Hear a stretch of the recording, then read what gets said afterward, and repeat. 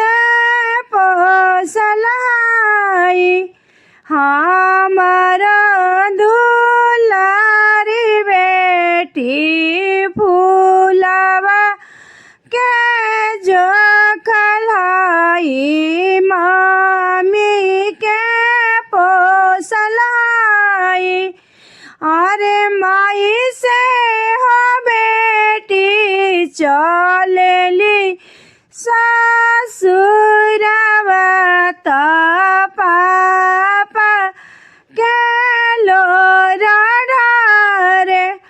अरे माई से हो बेटी चलेली ससुरवा त पापा नया ना लोरा ढारे। जतने जे लोरा धरे ओथने जे माथा धरे। जतने जे लोरा ढारे माथावा दर्द करे।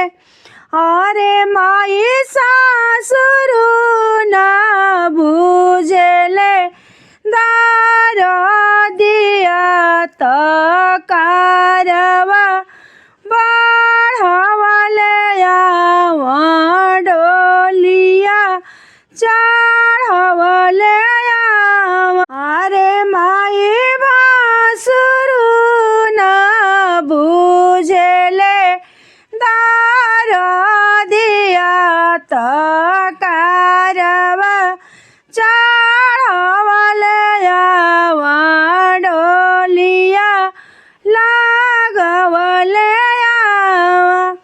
अरे माई भैया जे पौआ जे पोछेले नयना से लोरा ढरे माथावा पीरातायावे माथावा पीराताया।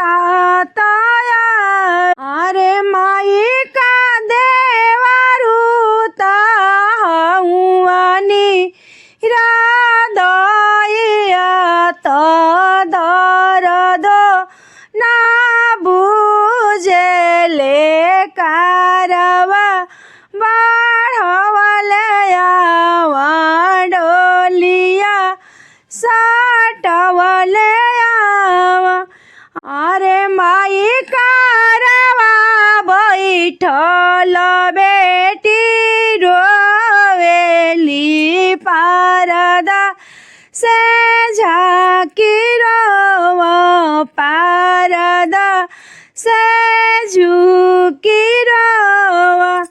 अरे माई कारवा बैठल बेटी रोवेली निहुरी निहुरी रोवा पारदा हटा के रोवा। अरे माई दुल्हा समझे दरदिया त जंग पवोला रवले आवे कारवा बढ़वले जाला।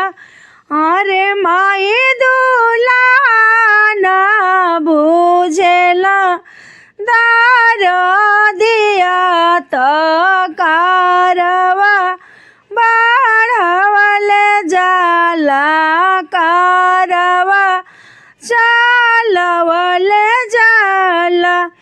अरे माई सुंदर बेटी हो सुंदर बेटी फूलवा के जो खलाई मम्मी के पोसलाई मम्मी रानी के पोसलाई मम्मी रानी के पोसलाई।